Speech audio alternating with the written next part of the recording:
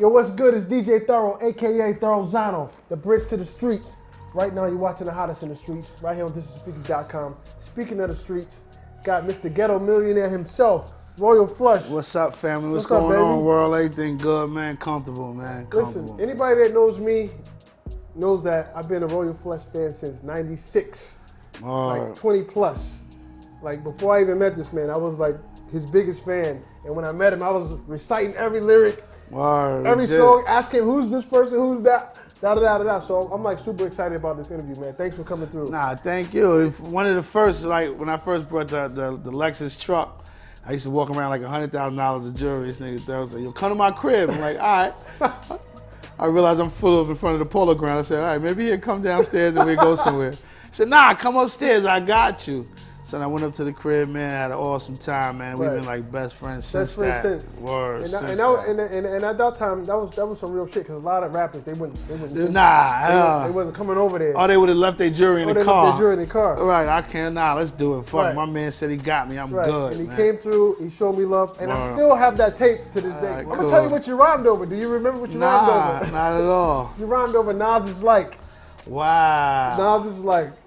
That's crazy. Nas is like. Cause I went and picked that beat now around, so I'm like, wow. Yeah, you rhymed over in my crib. I gotta hear that. I gotta hear that. You rhymed over that. And the way we was doing shit then, it was straight one take. If you one take. Yeah, that was it. That was it. Up, you had to do it over. That was it. You had to go back and erase the tape and do the shit over. That was it. It was no ad libs. It was none of that. It was like straight one take. One take. In the crib. In the crib. Word. In the crib with the big ass fish tank. Word.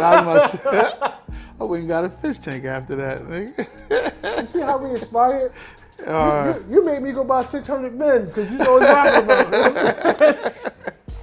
No, real talk. Hey, you got a nice one too. I see it. I was always like, yo, this is like one of my biggest influence, man. So it's like, I'm humbled by this because, like I said, I'm super excited. I interview a lot of people, but when I really interview someone that I looked up to and was inspired by, that's what's up. It means a lot. Same here, man.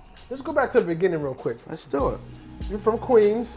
Yes, from Flushing, Queens. Okay, Flushing, Queens. I started with Mike Geronimo. Mike Geronimo's first album was called Master I See. I'm the one that did the I'm So High, You So High. Right. He had about 15 songs on that album. I might have been on 13 of them. Right. Or whether it was rhymes, hooks. That's at the time, it was just me and him in the studio every day. So I was all over that. Shortly after that, I signed to his same label, which was TVT Blunt. Right. Which was him and Cash Money Click with Irvin them over there. And then I got my own deal over there.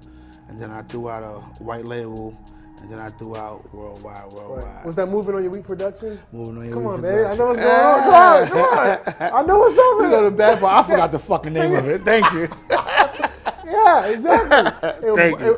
And Easy LP and Buck Wild was some of your main producers. Easy LP, Buck Wild, and the Beat Miners was definitely the ones that influenced me. And LES. And LES, yeah, shout out to LES. Definitely had. Now listen, anybody that's big on '90s hip hop, I encourage you, if you don't not familiar with Royal Flush, go back and listen to Ghetto Millionaire.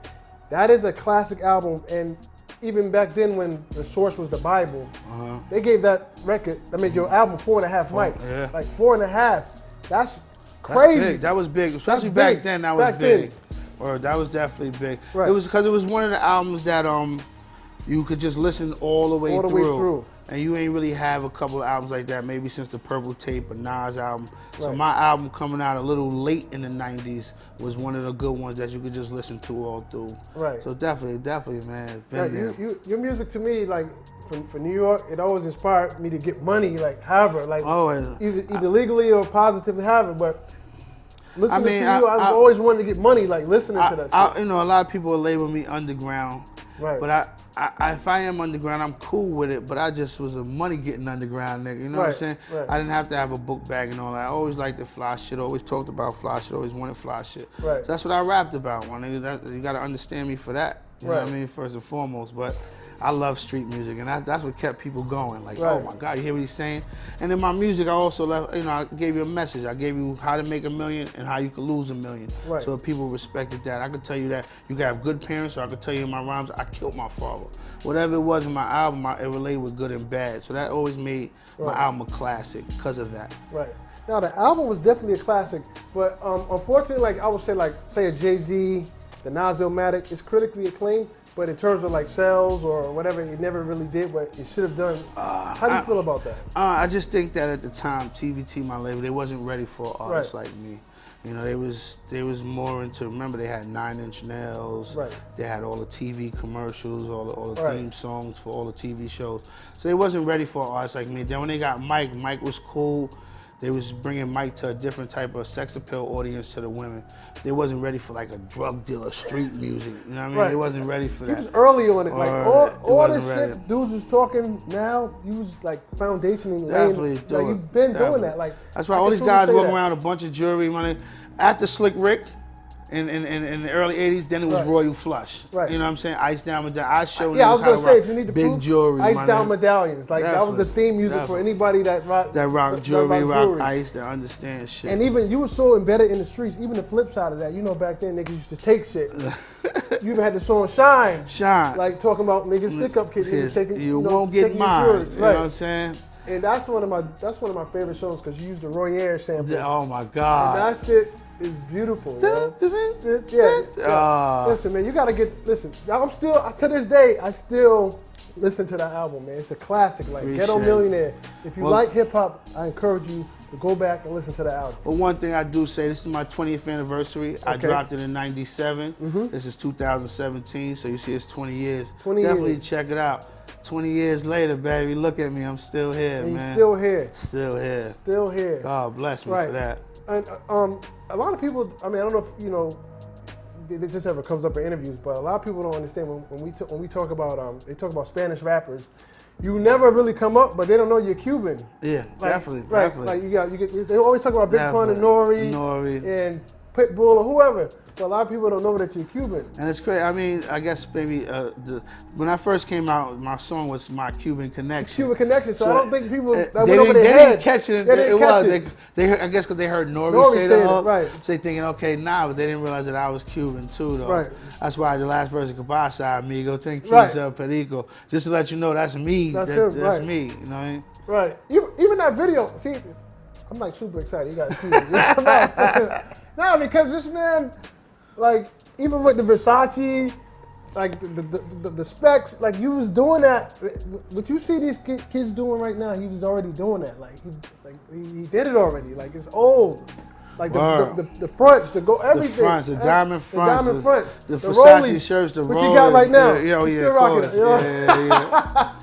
Yeah. He's been doing that. Like, how do you feel? How you feel like you knowing that you pioneered a lot of the stuff that's going on? I know. I just think you know, like a lot of my friends will tell me sometimes I'm too humble, right? And I don't grab my worth, right? So you know, I think right now in this 20th, I'm gonna grab my worth and to let motherfuckers know, I started you. I showed you.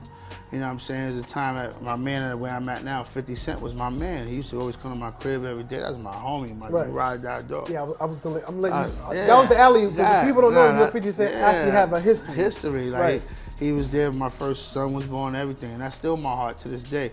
But I'm a humble dude. Like a faggot nigga wanna run. Why he? Nah, that's my nigga. And every time I see him, he'll throw nigga throw 20,000 at these bitches. That's my heart. You know what I'm saying? So I definitely respect 50. I respect a lot of people that came out in my era, my nigga. Right. So with this new re-release, is it Ghetto Millionaire? Are they re-releasing it? Is it special packaging? Yeah, we're re-releasing it. We're re-releasing it, and they're doing gold vinyls for it right now. Where's mine at? My man Isaiah's in it. Come on, baby. He just made the orders. What the hell's going on? I do have you one sign. He just made the orders for that. Come on. So we are definitely doing that. And I'll stand on this. I'll die on this. Nobody's a bigger fan DJ wise in New York City than me.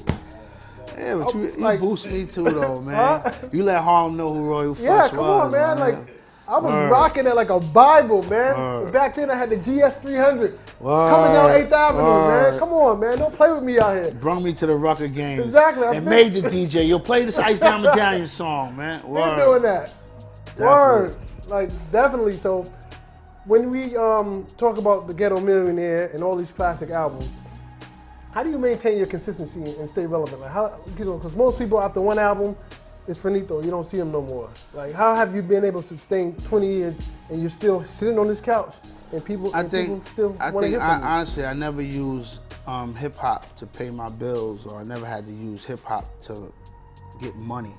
You know, I guess if I had to do a song to pay the rent, I probably would have been quit this rap shit. But I mean, to me, hip hop was a sport and fun. You know, you got people in the rucker that know they're not going to the NBA, but that don't mean they're not nice and ball. Right. And then somebody from the NBA might take them, skip to my little, you know what I mean? You might go to the league.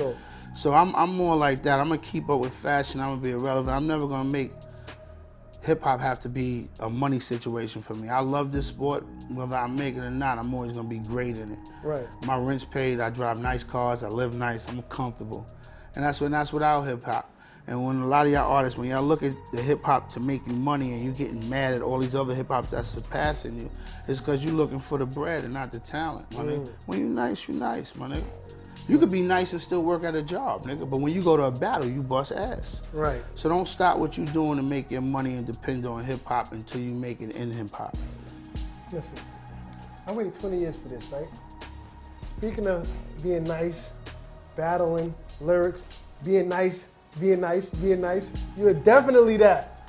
Definitely that. I try for that. I mean, that's keeping up with the swag. I try for that. You definitely that. I can see a quote lyrics from you that you probably forgot that you said. Like, well, I mean, going on your page, I get new shit to talk about. Right. You know what I'm saying? Right. Well, you stay fly. You keep me up to par, my nigga. I'm trying to keep up with you, man. You know? Nah, I love you, man. I love from you, man.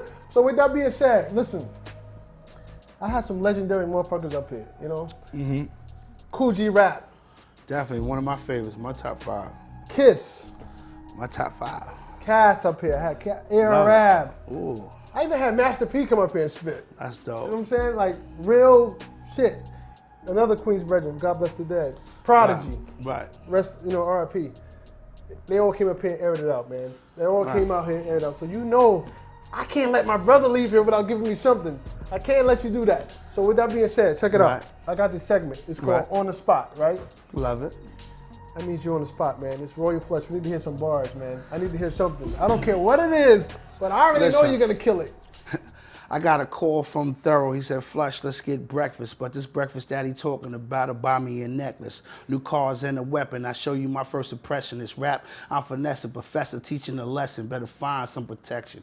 So what you fronting for? Even in church, I got this weapon drawn. Black Megatron with a hoodie on. Shooting at your resident. Should have said your residence. For this money, I'm killing shit. Wayne Brady, Spreewell hands the way I choke a bitch. I'ma always get this money long as the coca ship. You could get rich off a dice or a poker chip. Listening to Bob Marley carry goat and smoke a spliff. Yacht all in the water, but I don't like to fish. I mean, I love to get head, but I don't like to kiss. What you make in a year, man, I spent that on my wrist. My lifestyle's so marvelous, you can tell how I'm getting shit. Rocks all in the CL, that's how I reminisce. Pool in the back of the mansion, see the bitches swim. I ain't gonna leave out this club unless you bring your friend. If you got this game on lock, I'm gonna kick it in. All I need is one piece of loose leaf and I'ma coach a pin. Burning all up in your Mac like it's above the rim. I'm Bismarck to these bitches. I mean, I'm just a friend. And I can give you... Come on, man. On the spot, baby. Come on, man. On the spot, baby. That's the difference, man, between legendary status, 20 years later, still spitting like that, man. Get your weight up, man. Definitely. Moving on your week production, man. That's what we're doing. That's one of my shits. We definitely doing that. So let's skip to now. What do we have out now, other than the Ghetto Millionaire? Well, right now, it took me a lot of years. My label had went under, they went bankrupt. So my lawyer just got all my shit back. So I got the masters to everything I re-released, everything I put out. So right now I'm putting out my old catalog, which is called the 777 Projects. Okay. 7 weeks, 7 albums, 7 songs on each album. So we're gonna start that next month. It's gonna be every seven days. It's gonna be a new 7 songs coming out. So that's the 7-7 project, and besides that, I got the album I'm working out now. I just threw a single out maybe a couple months ago called Trap Like It's Legal with Uncle Murder, which we was running around. You know what I'm saying? Shout out to Uncle Murder, definitely. So I threw that out, and I'm working on that same album, which I got Pete Rock on it, I got Havoc on it, I got Large. I'm just gonna tell you the producers. I got Large on it, got Q-Tip on it, got LES on it. I mean, the lineup got Primo on it. I mean, the lineup is crazy, so. Right. I'm gonna keep it like the classic albums. Remember, you used to get the classic albums, and you ain't know who was on it, so you had to read that whole shit, and wanted to know who produced that one, who what feature you wanted to know that. So I'm gonna give you that kind of back. I'm gonna bring that back with this album called All Cards on the Table. Right, you got this one joint. Speaking of like remembering shit, because like I said, I've been listening to your shit since day one. it was on a mixtape. You was rhyming over your love. These are encore. Oh my God. It was a rhyme, and you were saying something. Fuck the housing cops about a key and set up shop. I just remember that line, but I don't.